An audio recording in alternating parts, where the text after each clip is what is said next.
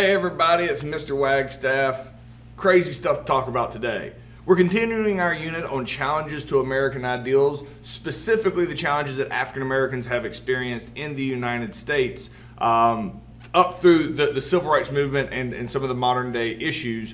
Because after the 13th, 14th, and 15th Amendment, on paper, African Americans should have been treated the exact same as the rest of the citizens, but that was not the case. And we're going to go through today and pick up today talking about the Civil Rights Movement and how African Americans had to fight to be treated the way they were supposed to have been treated from the beginning based on our Constitution and our rules. All right, let's go ahead and get started. I'm going to make the assumption, and that's dangerous to do, that you have at least heard of Martin Luther King Jr. before. All right, if you haven't, that's fine because we're going to talk about him again today. We're going to start really in 1954, where we're going to start at today. So we've gone through, the late 1800s, the challenges and the inability of African Americans to really achieve equality in the United States, all the way through World War II. Really, World War II was a big turning point because African Americans served in World War II in combat. They were able to basically disprove the racist stereotypes through World War II. Fighting in World War II against oppression, people like Hitler, who clearly, we evilized, if that's a word, what Hitler was doing with his racist policies and things towards Jewish people and other, undesirables in Germany. Look how evil that is. And then after World War II, America comes back and tries to make African Americans second-class citizens again. And this is really going to be the start of the Civil Rights Movement, where African Americans are like, no, we can't say one thing and then vilify another country for doing something and then do it ourselves and expect that's acceptable. So after 1945, there starts to be a big push for the Civil Rights Movement or for equality in the United States. One of the biggest things that happens, and we have mentioned this in a previous lesson, is the 1954 ruling, Brown versus Board of Education, which reversed Plessy versus Ferguson. Plessy versus Ferguson, 1896, said separate but equal is okay. 1954, Brown versus Board of Education, the Supreme Court says 9-0, unanimous. We messed that one up. We were wrong. Segregation is not acceptable. It is inherently unequal. Well, hooray! I guess wherever everybody has equality now. No, that's not how that works. The reason that is because the Supreme Court was really only specifically talking about schools, not the rest of society. Right? So just federal and government-run institutions like school can't be segregated. Well, okay, Mr. Wagstaff. Well, at least schools won't be racist anymore. So, just because, as we saw at the 13th, 14th, and 15th Amendment, just because the government makes a ruling doesn't mean that's the experience that people are going to have. So that's where we're picking up today on a specific story called the Little Rock Nine. This happens immediately after Brown versus Board of Education. All right. So let me show you these 9 high school students. All right. So what Brown versus Board of Education does is says you can't segregate schools. You can't say white kids go here, black kids go here. That's not going to happen. What's going to happen now, all right, is whatever district you live the closest to, whatever school you live the closest to is the school you go to regardless of your race. All right. Well, since entire towns are segregated, you'd have a black side of town and a white side of town, and you would have, your black school is in the black side of town and the white school is in the white side of town. So once you said, all right, you go to whatever school you're closest to, pretty much not a lot changed. Very little change, actually, for most schools because schools were built during the era of segregation and there's black communities closest to the black schools. There are some instances, all right, in which black kids live in what used to be a white-only school district. That's what happens here in Little Rock, Arkansas, all right? that there is a handful of black students who live in the all-white school district, or the previously all-white school district of Central High School. That's right. This is not a castle. This is an actual school, but this is a modern picture of it. It's still there today. So we're going to talk about this. So the pictures of it look exactly the same in the 1950s. So this is Little Rock Central High School. All right. These 9 black students, this is their home school, so they're going to go to school here. Oh, well, good. You would think that. However, when Brown versus Board of Education comes out, you start seeing the incredibly racist parts of society come out in full force. It was not safe for these students to go to school. You're like, what do you mean it wasn't safe? This is what I mean it wasn't safe. The community, the other students, there was hatred, there was animosity, there was, following these kids home. Other groups of students, other people of the community, this is terrifying, all right? It is just trying to go to school, all right? And it got way out of hand. There's massive groups of people. And if you're like, well, Mr. Wagstaff, this must just be, one of them gangs that are harassing these students. I'm sure it wasn't the normal, everyday run-of-the-mill society.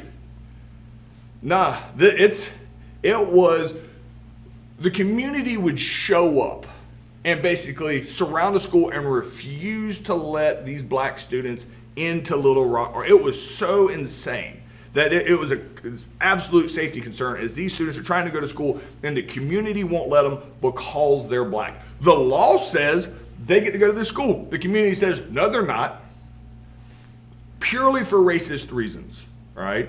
That the community was upset they had integrated the school, which means you let black and white people go to school together. They were furious about it, all right? And so it really brings into a question, when the federal government makes a rule and then the people won't follow it, how are they going to respond?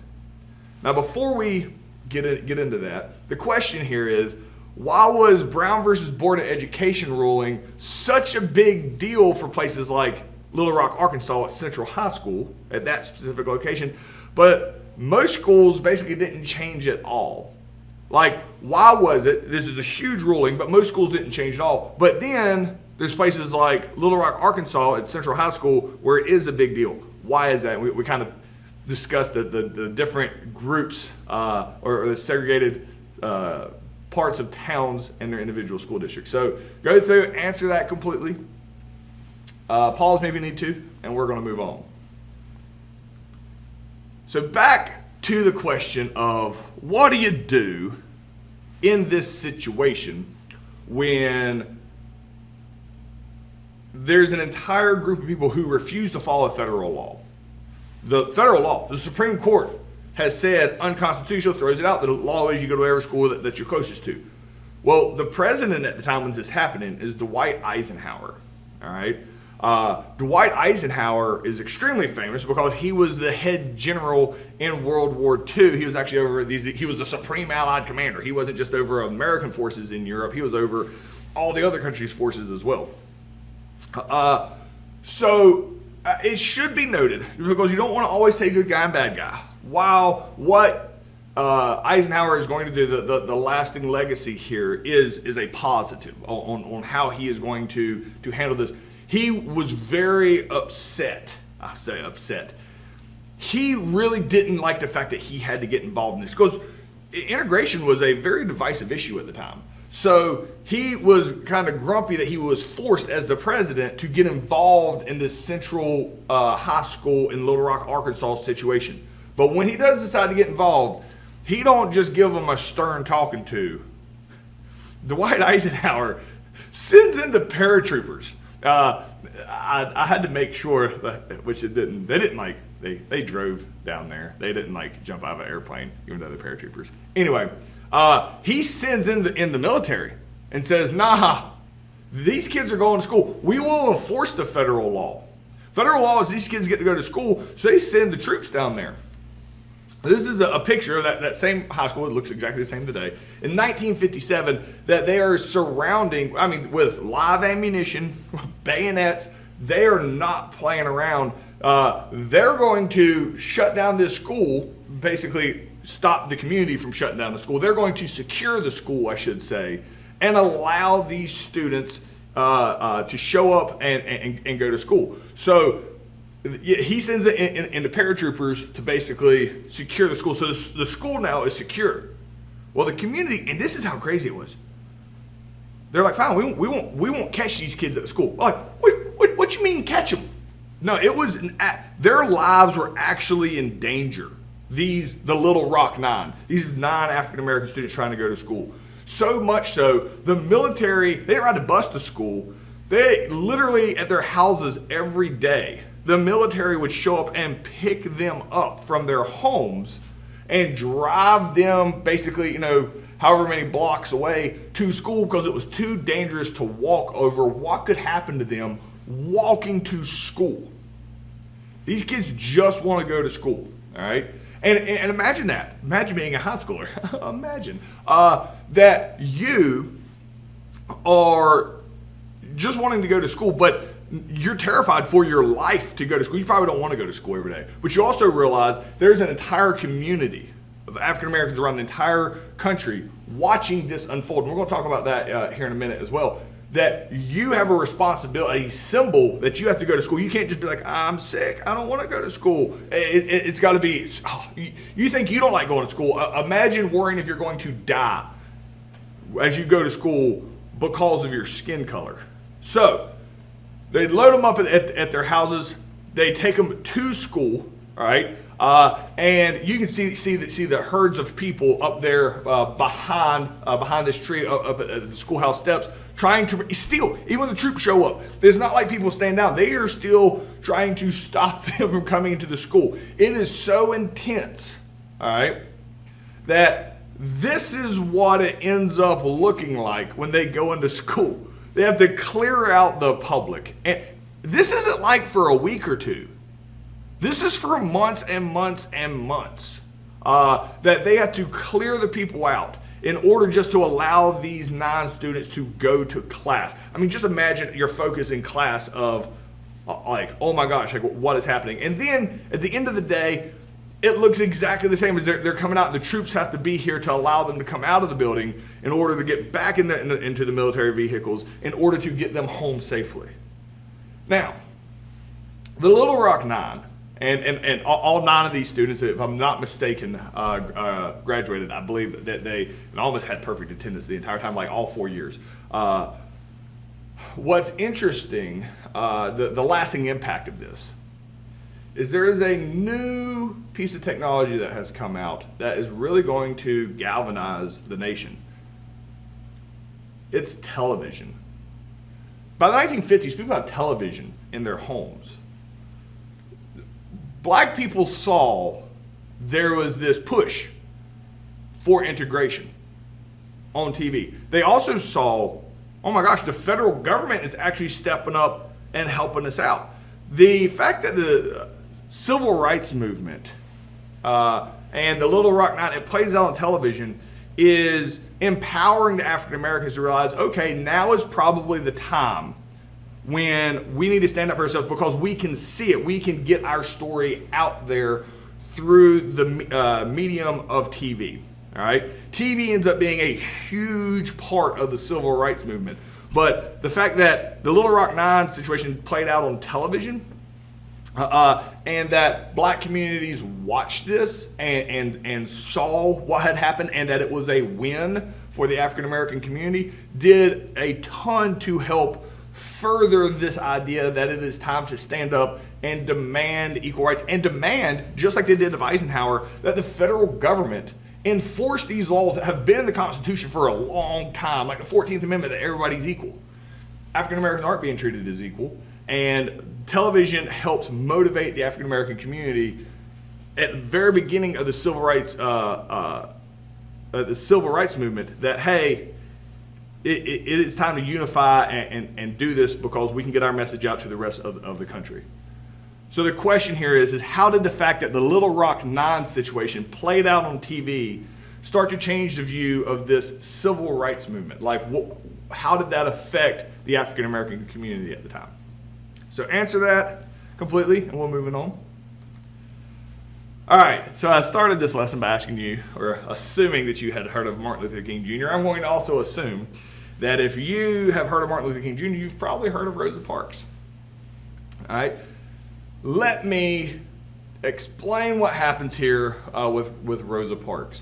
Now, Rosa Parks, this situation actually happens right before the Little Rock Nine, but they're kind of individual events, all right? So Rosa Parks, all right, in 1955, she is arrested for sitting on a white-only area of a bus in Montgomery, Alabama. You may have heard of that before, and that would be correct, all right? However, if you haven't heard of that before, if you've never done that, that's fine. I'm going to tell you the whole story. But if you have heard of that, is correct. But there's some extra information on top of that that makes that more potent. Number one, Rosa Parks is the secretary of the NAACP in Montgomery, Alabama. The NAACP is the National Association for the Advancement of Colored People. She had already been in the community fighting for equal rights for African Americans. All right.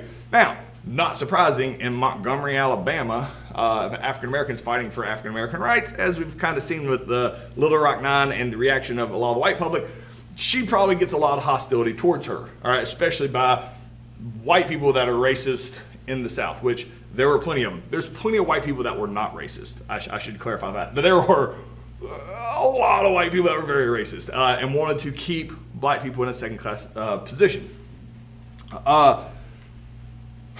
One of the people who she has had beef with for a while, all right, is the bus driver on the bus that she takes every day. Now, the bus system in itself, all right, is segregated, meaning black people sit at the back of the bus, white people sit at the front of the bus. This was extremely disrespectful to black people on top of a lot of other. There's segregation of white water fountains, black water fountains, the buses to be segregated, and black people had to sit in the back. The reason this indignity towards black people is because the people who ride buses don't own their own cars. So typically the poorest part of the community are the ones who use the bus every day, right? Because they don't own their own cars. Well, the poorest part of the community is African Americans. So the vast majority of the people who ride the buses are black in Montgomery, Alabama. The vast majority of the people that ride the buses in Montgomery, Alabama are black. Yet, the way it works is when you get on the bus, if you're black and the bus is empty, you can basically sit wherever you want. You can sit in the back, you can sit in the middle, you can probably even sit closer up front. But when white people get on, all right, if they get to sit in the front, if a white person gets on, there's a black person in like the second seat and another white person in the first seat, the black person has to move back a seat so the white person can sit down. That's how it works. So if the bus is empty, black people can sit wherever. But if white people get on, they have to move back because black people basically can't sit in front of white people. It's just it seems ridiculous, and it even was at the time. The black community in Montgomery, Alabama thought it was stupid. It was ridiculous, especially since the fact the entire bus company makes their money off of African Americans. Without African Americans, they don't make any money. So Rosa Parks sits down in the center of the bus, as normal. She's got the bus driver, all right, who's driving the bus, obviously. He's got a problem with the fact that she is sitting. Actually, let me rephrase that. Everything is good until the bus starts filling up and there's white people that start sitting in front of her. White guy gets on the bus, comes over, she's sitting in the middle. He sees that she's sitting in the middle, and the rule is she has to move back and give him the seat. The actual passenger, it doesn't. He's like, dude, I'm just going, and he'll stand up because you can stand up on a city bus, and he's like, I'll just stand up. But the bus driver, who has already had issues with Rosa Parks, knowing she's part of the NAACP, the bus driver's a white guy. He comes and tells her to move, and she was like, no. And the guy's like, dude, I'm good standing. And the bus driver's like, I'm picking this battle. And he was like, you move. And she was like, no. And he's like, we're not driving unless you move. She's like, fine. Like, it's the end of the day. She's tired. She's already had drama with this guy. And the bus driver's like, fine, I'll go get the cops. And she's like, okay. So this is a picture of the actual bus, which is in a museum now because this story is pretty famous, of Rosa Parks' bus in color. It's a lot better than that black and white picture. They also, this seat here, you can kind of, it's not a great picture. I wish you could kind of see that it's kind of in the middle of the bus. It looks like it's at the front, but it's a little bit more in the middle.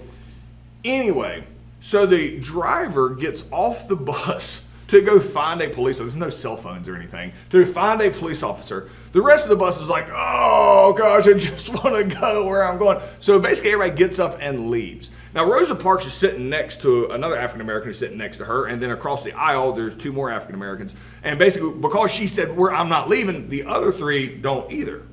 So even the white guy had gotten on, he's like, I'll just walk. So when the police officer gets back with the cops, the bus is empty. It's just the four of them sitting there. And the bus driver's like, he's like the captain of a ship, kind of, like he gets final say so. He points to them and says, I want them to move backwards, move to the back of the bus. And the cops are like, all right, dude. It's like, bus driver says, you gotta move back, I need you to move back. And Rosa Parks is like, no. And the cops are like, ma'am, if you don't do what the bus driver says, we're gonna have to arrest you because there's a law, what he says goes on his bus. And she's like, I guess you just have to arrest us. And they're like, all right. And that's what they do. They arrest Rosa Parks and the other three riders as well. This is the picture that makes the paper. Three other people got arrested for the same thing. However, Rosa Parks is already in a network fighting for civil rights, the NAACP, all right? The National Association for Advancement of Colored People. This is now going to be their battle in Montgomery, Alabama, and they fingerprint, a famous picture of Rosa Parks can't fingerprint him. I think she sits in jail maybe that night, makes bail, and she's out. But she is arrested for being black. That was it. If she was any other color, she's not getting arrested, all right? She is arrested for being black. So Rosa Parks becomes famous very quickly around the country because she is not only arrested for being black, but the other three people did too. She's not the first or the last person to get arrested for being black on the bus. The reason she's arrested is because she's already well known in the community as a civil rights leader, as part of the NAACP. So that's what the question is. Why was Rosa Parks arrested? Pretty straightforward there on why she's arrested. But why is she more famous than the others who were arrested for the same thing? Why does her name make the paper? So answer that completely. Pause me if you need to, and we're moving on. So this brings us to Martin Luther King Jr. Martin Luther King Jr. grows up in a very religious household. He's a preacher. He is and when I say Dr. Martin Luther King Jr., he has his doctorate in divinity from Boston College. This is not like, just a term given to him. He absolutely has his doctorate. He is a doctor, all right? And he is a preacher. So how does he play into this story? So Dr. Martin Luther King Jr., he was born Michael Luther King. His dad was very religious. His dad took a trip to Europe, learned about Martin Luther and his 95 Theses, basically a man who stood up to the Catholic Church because he knew what they were doing was wrong. And his dad, Michael Luther, liked the story so much, changed his own name to Martin Luther King. And then his son, in order to be a junior, had to change his son's name to Martin Luther King Jr. The reason that's important is it shows that Martin Luther King Jr. grew up in a household that valued standing up for the right thing, even if it's the hard thing to do. Martin Luther King Jr., he's a young guy, right? He happens to, he graduates, he started his own church. So he starts his own church in the town of Montgomery, Alabama. And he's a black preacher, predominantly black church. I would say probably with the segregation at the time, it's probably almost exclusively a black church, if not by law required to be a black church. Packed. It's packed everywhere. Very popular in the community very, very quickly. Well, Rosa Parks, when she gets arrested, the NAACP, which is a national group, they decide, we are going to pick this battle and we are going to stop people from riding the buses in Montgomery, Alabama until they change this policy. That is the attack, I guess, that the NAACP is going to put on the buses.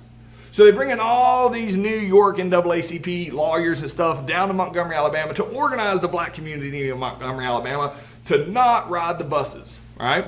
Because if the buses aren't making any money, black people don't ride the buses will shut down. and they have to change their policies. So they bring in all these New Yorkers, down here in Montgomery, Alabama, to encourage everybody to not ride the buses. I don't know if y'all are familiar with the South. Well, there's a lot of problems. Not big trusters of people from the North, even in the black community. These New York lawyers come down, and none of the black community listen to them. And they're like, nah, man, we're not going to listen to you, because if black people don't ride the buses, they can't get to work. They'll get fired immediately. All right? So they're like, no, I'm not going to do this. So the NAACP realizes very quickly they need somebody locally to organize this bus boycott. So they go to Martin Luther King Jr., who is very well respected in the area, and they ask him, will he organize this boycott? Martin Luther King Jr., who is a devout Christian, and which is one of the things I'm surprised they don't talk more about, because everything that he does is Christian-based. Martin Luther King Jr. So it's a lot of times in history that they don't mention that, but it is his motivating factor was Christianity. All right, on why he does what he does. He believes that Jesus would not be cool with this. So everything he does as a Baptist minister is Christian motivated. So he's like, okay, I think I can help you out with this. So he agrees to this, all right? And he basically tells the black community in Montgomery, Alabama, we need to, kind of take one for the team. Let's not ride the buses until this gets remedied and the segregation laws are thrown out, all right? When Martin Luther King Jr. says it, it's effective. People stopped riding, the black community stopped riding the bus. They started walking, riding bikes. A lot of people did get fired from their jobs because they couldn't get there. And it absolutely was catastrophic to the bus industry without having black people ride it. And they are furious. So what do you think the first thing they do is? You think, oh, we should change these rules. No. They arrest Martin Luther King Jr. and they put him in jail for organizing this. You're trying to instigate, whatever. I'm not. It's clearly they're angry about the fact that he has done this. All right, that he is in charge of it. They put him in jail, trying to intimidate him to start riding the buses again, and they don't. He's in jail for quite a while. All right, and when he's in jail, he famously writes some letters, and it's referred to as the letter from Birmingham jail, in which Martin Luther King Jr. kind of reassesses his life. So he'd been a pastor, a preacher, but he realizes while he's in jail, maybe this was his calling. Maybe the civil rights movement is what he needs to do full time instead of just this one thing in Montgomery, Alabama. Maybe he needs to, make this a bigger thing. He's already got a following. While he is in jail, he's going to win. And Montgomery's bus boycott comes to an end when the buses agree, we're not going to segregate. Martin Luther King Jr. gets out of jail. The buses go back, and there's no more segregation on the city buses. When African American communities stand up to these unfair laws, a lot of positive things can happen. And they learn that coming out of this situation. And so the African American community in Montgomery, Alabama is very motivated by this, that, hey, if we can do it on a small scale, we can do it on a bigger scale. And one of the main leaders that's going to come out nationally for the civil rights movement to try to do these types of things, these nonviolent protests, on a grander scale is going to be Martin Luther King Jr. And had he not been arrested and been sitting in jail and really had to reanalyze what path he wanted to take in life, that may not have happened. He may not have come out to be the civil rights leader. So the question here is, who was Martin Luther King Jr. and why was he picked to lead the boycott of the buses? So answer that completely. Pause me if you need to. And that's the end of the day. See you guys tomorrow.